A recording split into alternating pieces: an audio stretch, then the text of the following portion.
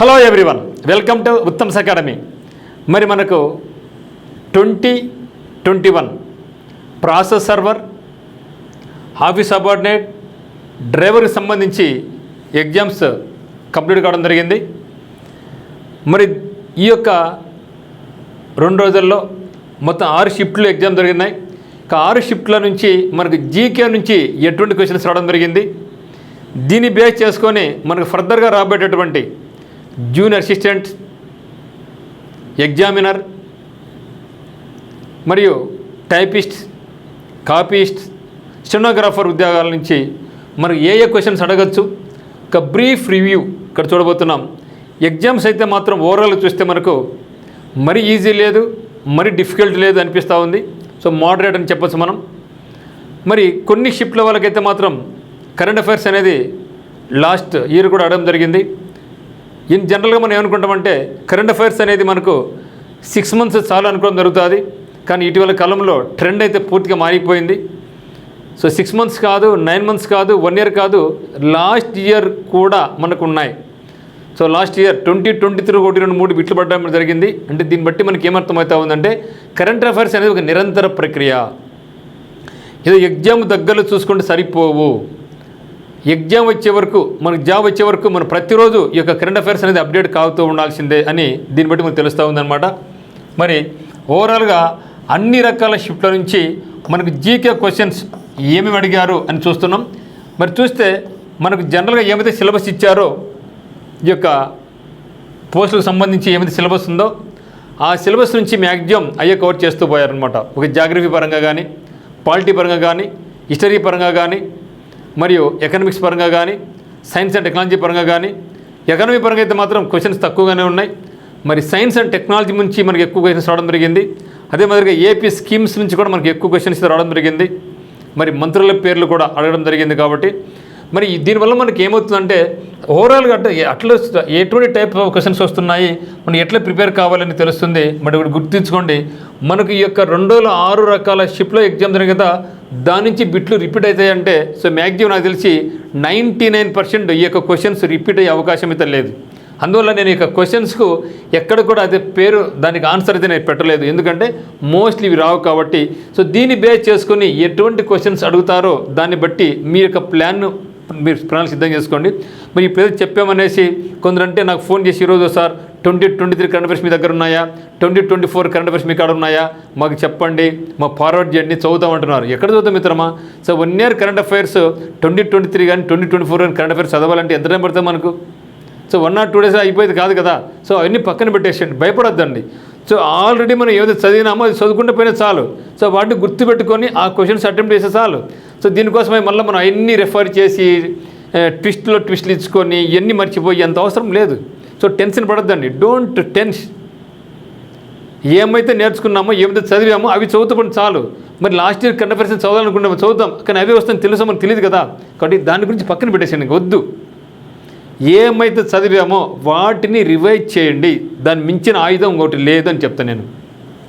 మరి ఇక క్వశ్చన్స్ అన్నీ కూడా మనకి చాలామంది, మనకి మిత్రులందరూ కూడా చాలామంది, దాదాపుగా 10-15 మంది ఈ పంపించారన్నమాట. సో వాళ్ళందరికీ కూడా very very very special thanks. వాళ్ళ పేర్లన్నీ కూడా మీకు తర్వాత చెప్తాను జరుగుతుంది.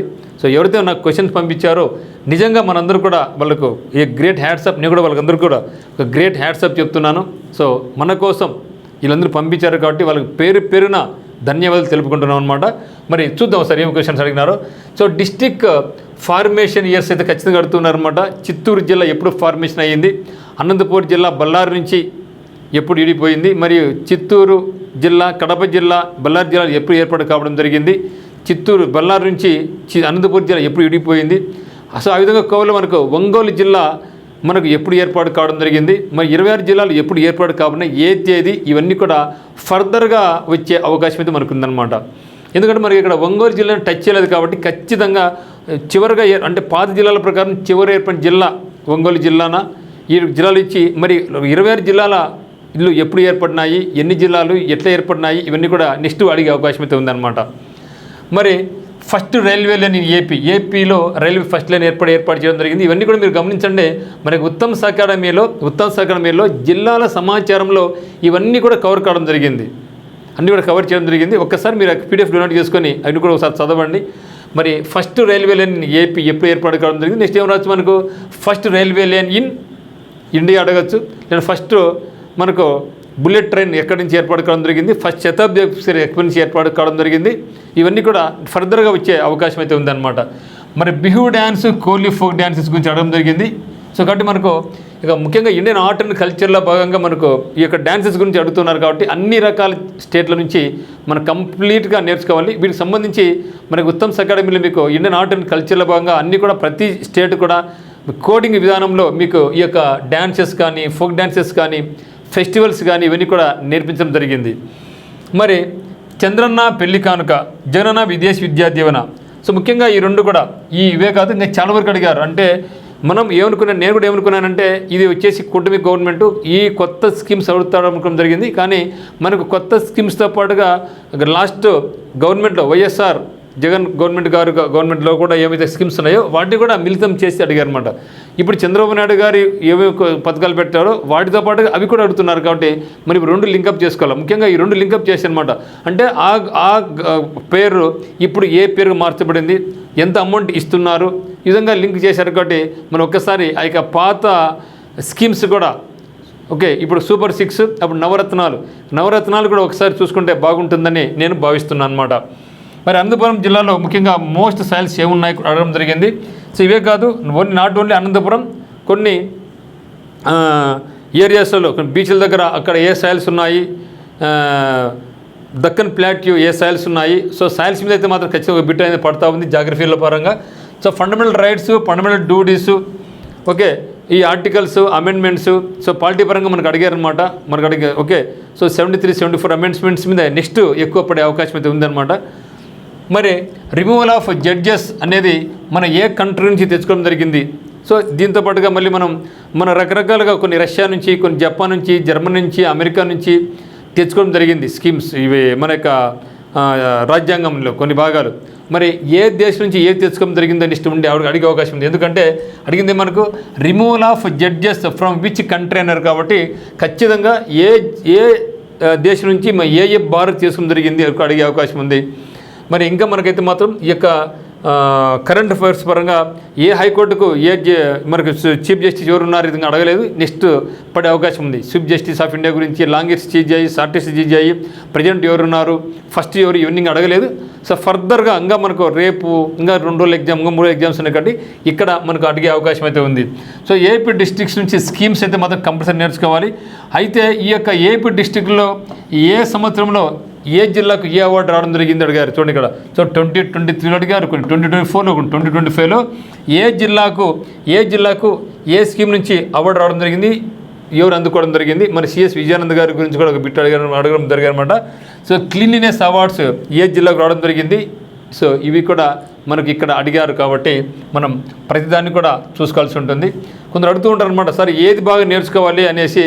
చూశారు కదా, ఫలానా టాపిక్ అనే కాదు కానీ ఏ షిఫ్ట్ మీకు పడుతుందో ఏ షిఫ్ట్ మనకు తెలియదు. కాబట్టి ప్రతి అంశాన్ని కూడా అయితే వాళ్ళు టచ్ చేస్తూ పోతున్నారు. ఇది ఇంపార్టెంట్ అని చెప్పడం, ఇది రాదని చెప్పలేము అనమాట. మరి ఫేమస్ పర్సనాలిటీస్, ముఖ్యంగా ఇండిపెండెన్స్ అంటే ఫ్రీడమ్ ఫైటర్స్ గురించి ఎక్కువ అడగడం జరిగింది. సో ఫ్రీడమ్ ఫైటర్స్ పర్సనాలిటీస్ మనకు సిలబస్లో కూడా ఉంది, ఇంపార్టెంట్ పర్సనాలిటీస్ ఉంది కాబట్టి. సో ఇక పర్సనాలిటీస్ గురించి అడిగారు. ముఖ్యంగా జేబీ కృపాలాని, తిలక్, మహాదేవ్ దేశాయి, సో ఇటువంటి పర్సనాలిటీస్ని కూడా అడిగారు. కాబట్టి ఖచ్చితంగా ఫ్రీడమ్ ఫైటర్స్ గురించి మనం ఖచ్చితంగా నేర్చుకోవాలి. వాళ్ళు నడిపినటువంటి ఉద్యమాలు అయితేనేమి, వాళ్ళు రచించబడినటువంటి పుస్తకాలు అయితేనేమి, మరియు వాళ్ళు నడపబడినటువంటి జర్నల్స్ అయితేనేమి, ఇవన్నీ కూడా మనం నేర్చుకోవాలి. ముఖ్యంగా చూస్తే జేబీ కృపాలని క్లోజ్గా ఎవరికి దగ్గరగా ఉంటారు, మహాత్మా గాంధీ గారికి, నెహ్రూ గారికి అడగడం జరిగింది. So Tilak weekly magazine run చేశారు. ఇక మ్యాగజైన్ పేరేమి. సో మహాదేవ్ దేశాయ్ ఒక రైటర్, స్కాలర్, ఈయన ఎవరికి బాగా అన్యోన్యంగా ఉన్నారు అట్లా బిట్ అడగడం జరిగింది. ముఖ్యంగా ఏపీ స్కీమ్స్లో అయితే మాత్రం ఖచ్చితంగా 2 ప్రజెంట్ కాదు, లాస్ట్ ఇయర్ 2023, 2024, 2025 ఇవన్నీ కూడా స్కీమ్స్ అయితే మాత్రం పాత వాటిని కొత్త వాటిని లింకప్ చేసుకుని వెళ్తున్నారు. కాబట్టి ఖచ్చితంగా మీరు నవరత్నాలతో పాటుగా ఈ యొక్క సూపర్ 6 పథకాలు కూడా నేర్చుకోండి. మరి ఈ యొక్క దీంట్లో ఎంత అమౌంట్ ఇస్తున్నారు కూడా అడుగుతున్నారు. కాబట్టి సో విదేశీ విద్యా దీవెన పాత పేరేమి, కొత్త పేరేమి, ఓకే, ప్రజెంట్ మనకు రాధాకృష్ణన్ గారి స్కీమ్ పెట్టడం జరిగింది. దాంట్లో ఈ యొక్క అమౌంట్ ఎవరికి ఇస్తారు, ఎంత ఇస్తున్నారు, ఓకే, మరి ఇవన్నీ కూడా నేర్చుకోవాలి. అన్నదాత సుఖీభవంగా అడగలేదు, ఖచ్చితంగా నెక్స్ట్ దాంట్లో అయితే మాత్రం అన్నదాత సుఖీభవ మీద అడిగే అవకాశం అయితే ఖచ్చితంగా ఉంది.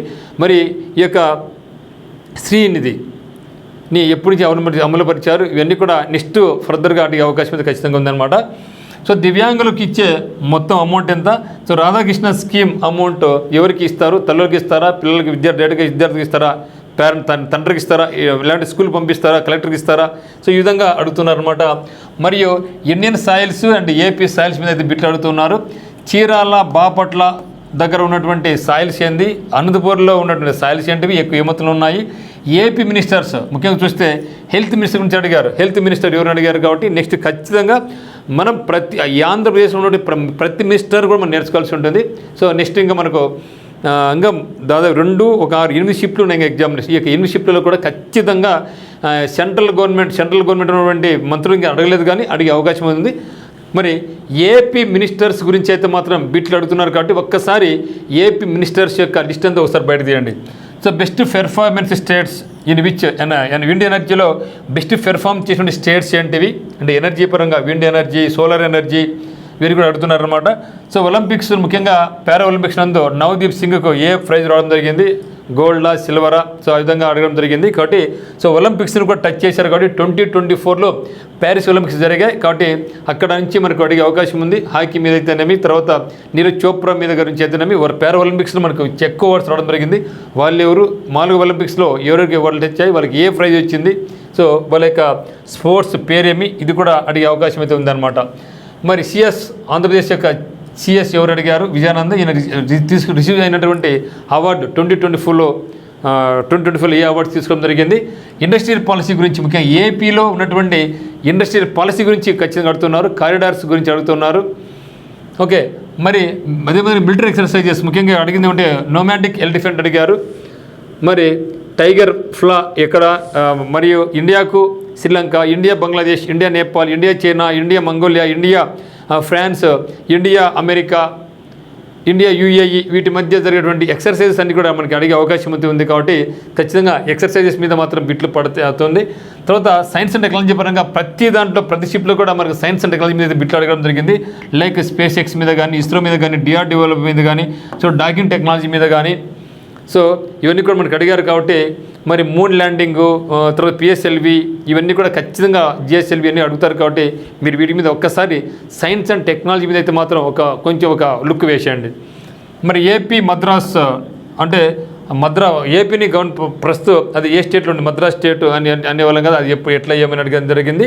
మరి సైన్స్ అండ్ ఆర్ట్లో ఖచ్చితంగా బిర్జు మహారాజ్ గురించి అడగడం జరిగింది. అంటే ముఖ్యంగా మనకి క్లాసికల్ డ్యాన్సెస్లో కానీ, లేకుంటే హిందుస్థానీ మ్యూజిక్, కర్ణాటిక్ మ్యూజిక్లో ఉన్న పర్సనాలిటీస్ గురించి అడుగుతున్నారు. కాబట్టి ఇంతవరకు ఒక్కటి బిట్ అడిగారు. కాబట్టి నెక్స్ట్ ఫర్దర్గా అయితే మాత్రం ఖచ్చితంగా ఈ యొక్క పర్సనాలిటీ మీద అడగచ్చు. మరి మనకు ఇక classical dances, classical music, Karnataka music ఇవన్నీ అడగలేదు. కాబట్టి ఫర్దర్గా ఇంకా అడిగే అవకాశం ఉంది. ముఖ్యంగా ఫెస్టివల్స్ ఇంకా టచ్ చేయలేదు. ఇంకా సో ఫెస్టివల్స్, టెంపుల్స్ ఇంకా టచ్ చేయలేదు. టెంపుల్స్ అన్నీ కూడా ఫర్దర్ ఎగ్జామినేషన్స్లో అడిగే అవకాశం అయితే ఉంది. మరి ఎస్సీఏ కమిషన్ యొక్క చైర్మన్ పేరేమి? ఈ విధంగా మనకి ఏమైనా కమిషన్స్, బీసీ కమిషన్, మహిళా commission, SC ST commission, minority commission ఇవన్నీ ఉంటాయి. కాబట్టి వాటి యొక్క చైర్మన్స్ అయితే మనం నేర్చుకోవాల్సి ఉంటుంది. మరి చిట్టగాంగ్ అటాక్ గురించి అయితేనేమి, మరి కుట్రలు, రాబరీ కేసులు ఇవన్నీ కూడా అడుగుతున్నారు. మరి నీతి ఆయోగ్ గురించి అడుగుతున్నారు. నీతి ఆయోగ్ చైర్మన్ ఎవరు, నీతి ఆయోగ్ సీఈఓ ఎవరు, నీతి ఆయోగ్ ఎప్పుడు ఏర్పాటు కావడం జరిగింది, సో నీతి ఆయోగ్ ఏ ప్లేస్లో రావడం జరిగింది, ఇవన్నీ కూడా నెక్స్ట్ అడిగే అవకాశం ఉందన్నమాట. 2024 జూన్ ఏపీ డిజాస్టర్ మేనేజ్మెంట్కు డైరెక్టర్ ఎవరున్నారు కూడా అడగడం జరిగింది. మరి విక్టోరియా మెమోరియల్ ఎక్కడ ఉంది అని అడగడం జరిగింది. ఏపీ స్టేట్ యొక్క ట్రీ అడిగారు. అంటే నెక్స్ట్ ఖచ్చితంగా ఏపీ స్టేట్ యొక్క అనిమల్ ఏది, ఏపీ స్టేట్ యొక్క స్పోర్ట్స్ ఏది, సో ఇవన్నీ కూడా ఫర్దర్గా అడిగే ఛాన్స్ మనకు ఉందన్నమాట.